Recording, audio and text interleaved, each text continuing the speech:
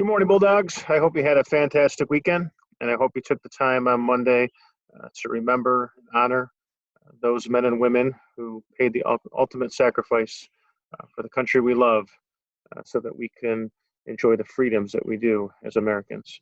And leading right into that, would you please stand for the morning ceremony?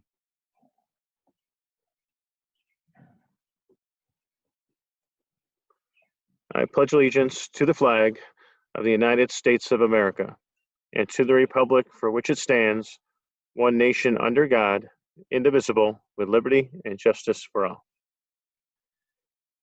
For those in grades 7 through 12, we have 11 more school days for this school year. It's been a long school year. We've showed a lot of strength and courage as Bulldogs as we push through and done some amazing things this year. Just know that there's 11 more days to finish strong and finish being your best self. And I'll talk a little bit more about that in a minute. But here's some key things that are coming up. First of all, seniors are going to be, not this week, but the following week, you're going to be handing in your Chromebooks in the auditorium foyer. There'll be a table set up for during seminar time for you to turn those in. And then next week, we'll also start handing out yearbooks. Seniors, you'll have a yearbook celebration kind of distribution on Monday. Tuesday, we have a retirement celebration. We're going to honor the teachers who are retiring from our district. That'll be in the auditorium foyer. Many things are starting to happen next week in the auditorium foyer. A lot of it's during seminar time. So during seminar, you should not be in the auditorium foyer unless you're part of one of these celebrations. So Tuesday, the 8th, will be our retirement celebration. And then on Wednesday, we'll be handing out yearbooks to all students grades 6 through 11. More information to come on that, but you just listen for your grade. Head on down. If you purchased a yearbook, you'll be able to pick it up there. Sixth graders, you'll start your medieval days on Thursday the 10th. And then Friday the 11th, we'll have a senior march through the hallway in the afternoon.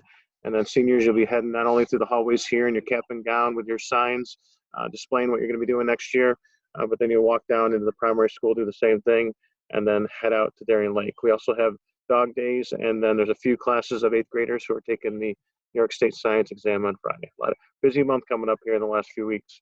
The week of the 14th, your student leaders, your student council advisors, class advisors have been working hard to try to prepare and plan some more normalcy here at the end of the year with some spring days. We're going to have a closing ceremony on Monday the 14th, and there'll be an award ceremony there. And then following that award ceremony, there'll be a spring day for grades 9 through 12. And then on Tuesday, there'll be a similar spring day for students in grades 6 through 8. And then seniors, you have your rafting trip on that same day. You also see that students in grades 7th and 8th grade are handing in your Chromebooks on these days. So not next Monday and Tuesday, but the following Monday and Tuesday, you'll be handing in your Chromebook unless you're taking a Regents exam, and we'll talk about that in a minute. But if you're taking a Regents exam, you'll be handing in your Chromebook at that Regents exam, so you have a chance to study and interact with your teacher leading up to that Regents. But these spring days, these are going to be some pretty cool things. Like I said, people are working hard to make this happen. You need to make sure you probably want to be part of this. So I know there's been a few students here as we push to the last 10 days of school, especially in our younger grades in like the 7th, 8th grade, at 6th, 7th, 8th grade level. You want to start being your best self and have your best behavior. So if you're showing that you can't go to class on time, be in class without getting thrown out or sent to the office, then there's a good chance you're not here on one of those days and not able to enjoy that spring day. So we want everyone to be part of spring day. So these next 10 days, you need to really make sure that you're doing your best work and being your best self, going to class, being there on time, being respectful to everyone in the room, and doing what the teacher's asking you to do, and finishing strong. So you can take part in these spring days. They're going to be pretty cool. 6th grade activity days are going to start on the 16th and run through those last few days that you're here. And then 6th graders are going to hand in your Chromebook on that Thursday. And then we also have some Regents exams that are coming up. Those of you in Mr. Golding's DDP or Mr. Kramerler's POE exam or class, you're going to take that exam on Wednesday morning, the 16th. Those of you in Mrs. Countryman's, either 11th grade English or AP Lang, will take the ELA exam on the Thursday, the 17th. And then the following week, there's a few 8th grade students that will be taking the Spanish 1 exam. And then those of you taking Mrs. DeCory's Spanish 3 class right now, there's a couple of those classes. You'll be taking the Checkpoint B in the afternoon. And then Living Environment, Mr. Miller has a couple of those classes I'm pretty sure Mrs. Malaber and Mrs. First each have one. You'll be taking that exam on Tuesday the 22nd. Algebra 1, Mr. Schur has an 8th grade class, and then Mrs. Bruce has a high school Algebra 1 class. You'll be taking that exam on the 23rd. And then Earth Science, Mr. Miller has an 8th grade class, so he'll be taking that Regents on the 24th. Then we roll into graduation and graduation rehearsal. A lot of big things happening for these Regents exams. There will be transportation for the younger students. Just make sure you reach out. More to come on that, but we'll give you information as we get closer. But a lot of things happening, and like I said, we want you to be part of this.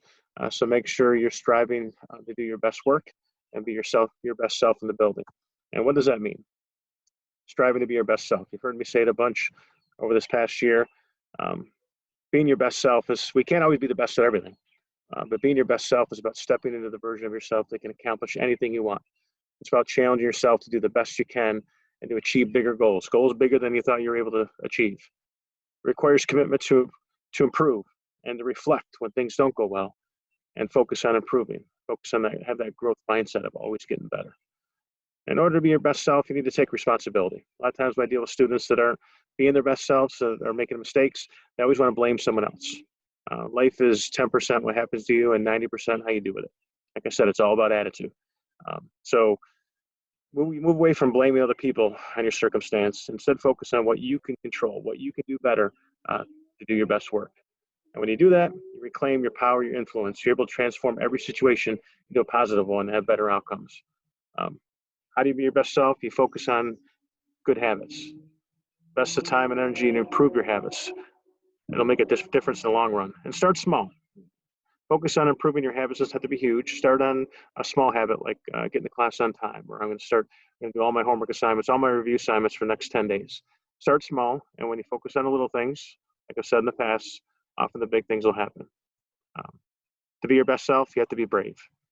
Being the best version of yourself requires a commitment to grow and change, and that requires bravery. Sometimes it may mean a complete change of direction. Maybe you're not the person you want to be right now, but even with 10 days left of school, or maybe a couple more, you can make that change today, and you can make that change for the rest of your life. Every single action is a small act of bravery when you take that action, that step in the right direction, when you challenge yourself to be your best self. And you're going to have fear, you're going to have doubt. Sometimes you're going to think, well, I don't deserve to be a better version of myself. I don't deserve to accomplish what someone else is doing. But whenever you have that fear or doubt, and it causes you to hesitate taking action or making that change, just ask yourself these questions. Who do you really want to be? And will this next step here, will this action I'm about to do, will this bring me closer to being that person I really want to be? If the answer is yes, or even maybe, do it. Keep going.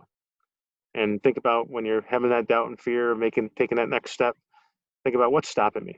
You know, who's told me in my life that I couldn't really be the things I want to be, and know that they're wrong, because you can be anything you want to be. And once you identify what's holding you back, you can overcome that fear, that doubt, and get control of your, and get that out of your way and get control of your life. So I'm going to leave you one last quote. Your ultimate goal in life is to become your best self. Your immediate goal is to get on the path that will lead you there. Have a good day, Bulldogs. Stay strong.